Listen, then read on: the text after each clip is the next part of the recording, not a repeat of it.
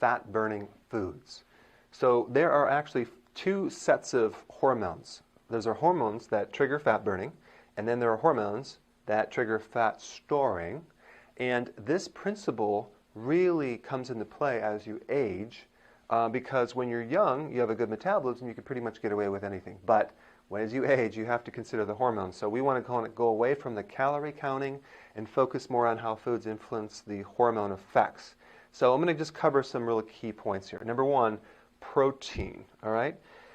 If you have the right amount of protein, which is 3 to 4 ounces per meal, okay, you will trigger the fat burning process. That's why skipping a meal, especially for breakfast, is not a good thing, because you're not triggering any fat burning. You're actually starving your body. You're creating a starvation reflex, and it'll actually cause more fat storing. So one of the triggering effects of fat storing hormones is starvation, or going on a diet, or being hungry because you're not eating correctly. That's why I think people will say sometimes like, oh yeah, you have to eat like 7 meals a day, or you have to keep eating more. I'm actually gaining weight because I'm not eating enough. Well, that may or may not be true. It really has to do with, are you eating enough nutrients in the calories? But we don't want to basically be starving your body. All right, so you want a small amount of protein. Anything excess, like let's say 10, or even maybe sometimes even 9, 10, 11, 12, 13, up to 17 ounces of protein per meal. You go to this restaurant and they have all this protein. That can trigger the fat-storing hormones and prevent any chance for weight loss. So just because protein triggers fat burning doesn't mean you can have a lot of it. Now, the quality is important too, because if you start doing like the soy protein isolate powders, which is in a lot of the diet prepackaged foods, that's not high quality. It may trigger the fat storing, but it comes with a package. It has a lot of side effects. It might create tumors in the liver. It might make you look old as you lose weight. It's not the best quality to replace your body tissue, so I don't recommend it. In fact, I don't recommend a lot of protein powders that are with the whey or the soy. Egg protein, pea protein, any of the vegetarian protein powders are better, but I'd prefer if you have actual food. And then we're going to get into this thing called fats here. Fat, believe it or not, even though it has more calories, it's neutral when it comes down to the fat storing or fat burning. In other words, having butter, for example, won't necessarily just turn into your hips or stomach weight. It's neutral. However, when you have certain fats like greasy, deep-fried foods, that grease can affect your liver and block the fat-burning process, because all the fat-burning hormones work through the liver. So even though it's an indirect effect, you need a healthy liver to burn fat. Okay, so we don't want to clog up the liver with too much fat. But some neutral, healthy fats are totally fine. Coconut oil. And I'm not saying go out of your way to eat them, but don't worry about avoiding them.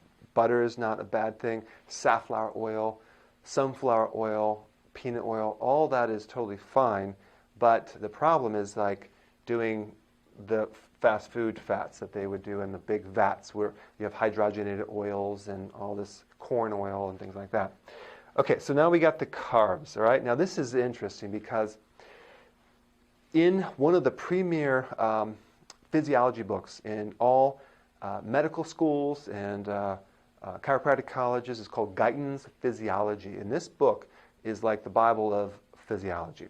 And it states that one of the most powerful triggers of fat-burning hormones is the absence of carbohydrates. So it's not something you do, it's something that you avoid, which is kind of like something you're doing, you're avoiding it, but you're not really eating anything, you're just not eating something. And that would be the carbs. And I'm talking about the sugar, refined carbohydrates, and refined grains. So let's just talk about that. Like the hidden things like juice or flavored yogurt, that would be hidden, or alcohol, those are hidden carbs. And the philosophy of everything in moderation or portion control doesn't play into this, because all it takes is a tiny amount of a carbohydrate to block fat burning. And you might not know this now, but unless you watch my videos, but let's pretend that you had a cookie, okay? It's 80 calories. You could walk it off in about 1 mile of walking. But the insulin response in that one cookie, if your metabolism is slow and you're getting older, could inhibit fat burning hormones by up to 72 hours. So all it takes is tiny amounts. And the reason I'm mentioning that is because sometimes I'll have people who say, well, boy, I don't understand all these fat people. They're so big. It's so simple. All you have to do is portion control and exercise more, and they would lose weight. They're just lazy. That's absolutely not true. They don't know this little piece of information right here. So, and when you take a carb and you add protein, it really spikes the fat-storing hormones. So, like if you had a hamburger or a sweetened sour pork at the Chinese restaurant, or like some type of protein with bread or sugar, that is worse combined than having them separate. So it creates more of a effect on the fat-storing hormones. That usually comes into play when you're going out to dinner. Now, MSG, monosodium glutamate, that would be hidden as modified food starch. That's a flavor enhancer.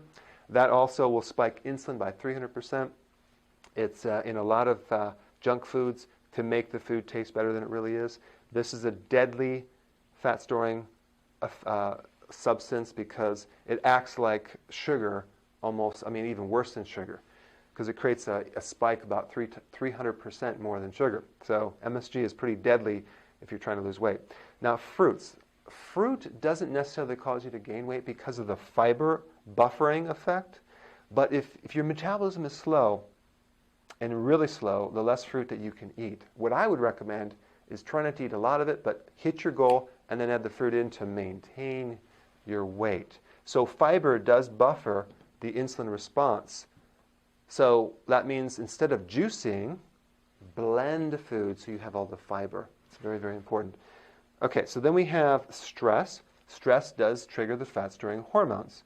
Now, if your metabolism is slow and you're burnt out and you're not sleeping, you should not be doing intense exercise because you're not going to be able to recover from it. So low recovery, no sleep, high exercise, you're going to get fat. All right? Now, the best exercise to do when you're under stress or you're not sleeping is low intense exercise because you will burn more fat than high intensity depending on your recovery and your sleep. But sleep in general does help you trigger the fat burning effects.